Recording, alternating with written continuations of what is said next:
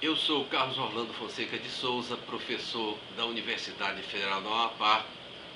Sou também membro da Advocacia Geral da União, em exercício na Procuradoria da União no estado do Amapá.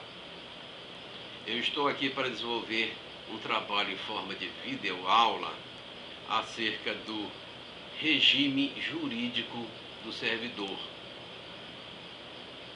Então, antes de adentrar precisamente ao tema da videoaula, é necessário que a gente discorra sobre noções preliminares acerca, do serviço público. Então, partindo dessa necessidade de definir o serviço público, para depois chegar até o agente e, ao final, chegar ao servidor, ao regime jurídico do servidor público, que é o tema da nossa videoaula. Então, vamos primeiramente buscar definir o que é o serviço público. Então, para definir o serviço público, a gente vai partir de duas indagações. Primeira, o que é o serviço público?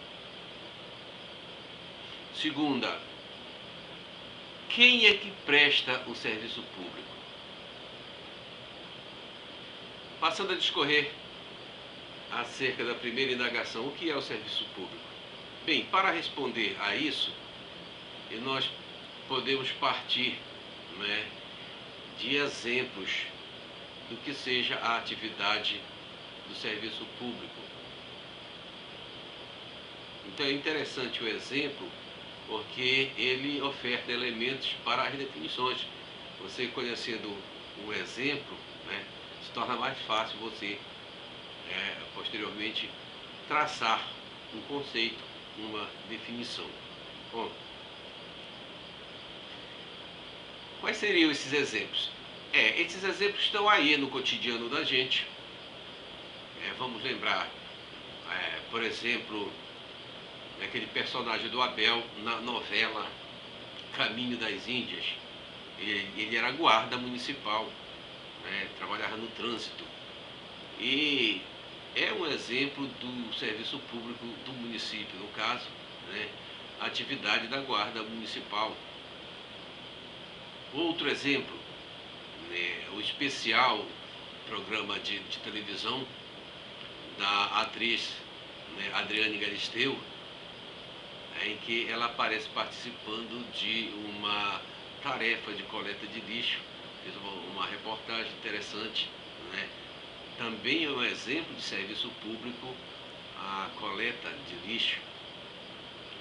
Temos ainda, por exemplo, a atendimento no hospital público, o pronto-socorro, a internação, os ambulatórios, e vai por aí mais a vacinação, etc. Então, concernente à saúde pública. Mais um exemplo, a escola pública, todo aquele conjunto, que vai desde o prédio ao corpo técnico, diretores, professores, coordenadores, supervisores. Então, isso tudo aí que eu falei agora são exemplos do serviço público. Então, se alguém está prestando serviço a alguém, é porque há uma necessidade. Então, vamos idealizar o Estado e a coletividade. Então, quando a gente fala em serviço público, a gente já começa a raciocinar acerca de uma relação entre o Estado e a coletividade. Quando eu falo Estado, entenda-se como União Federal, as unidades federativas, Distrito Federal, os municípios. Então já é uma relação entre o Estado, a coletividade, e no meio aí dessa relação disciplinando está a norma. Então, partindo agora para os subsídios ofertados pela doutrina, A doutrina assim define serviço público, segundo o publicista Eli Lopes Meireles. Segundo o grande publicista do direito administrativo, serviço público é todo aquele prestado pela administração ou por seus delegados, sob normas e controles estatais, para satisfazer necessidades essenciais ou secundárias da coletividade, ou simples conveniências do Estado.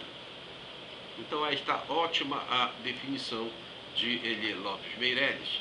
E vamos passar, doravante, a outra definição. Essa é importante. Não só a doutrina define o que é, o serviço público, a própria lei também. Em várias situações a lei define o que é serviço público. Bem, falando sobre serviço público, o Estado e a coletividade. Então, aí surge um elemento interessante. Aí vamos passar para aquela segunda indagação. Quem é que presta o serviço público? Aflora, nesse exato momento, a pessoa do agente público. Quem é o agente público? Agente público é justamente aquele elemento humano em ação. Tá? Ele, de forma individual, de uma forma ou de outra, com vínculo com o poder público, ele desempenha uma atividade do interesse do Estado, no atendimento das necessidades da coletividade. Quem é o agente público? Então, o agente público é o Gari Sebastião, é a professora Maria, não é? É o guarda de trânsito, não é, Antônio, é eu, você, que laboramos dentro do serviço público. Então, somos agente público. A Lei de Probidade Administrativa, que é a Lei 8429/92, ela assim define, o agente público. Artigo 2º. Todo aquele que exerce, ainda que transitoriamente ou sem remuneração, por eleição, nomeação, designação, contratação ou qualquer outra forma de investidura ou vínculo, mandato, cargo, emprego ou função nas entidades mencionadas no inciso anterior. Então isso aí é considerado como o agente público.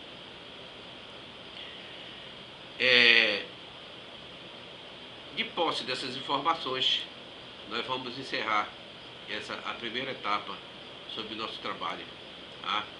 E passaremos doravante à segunda unidade.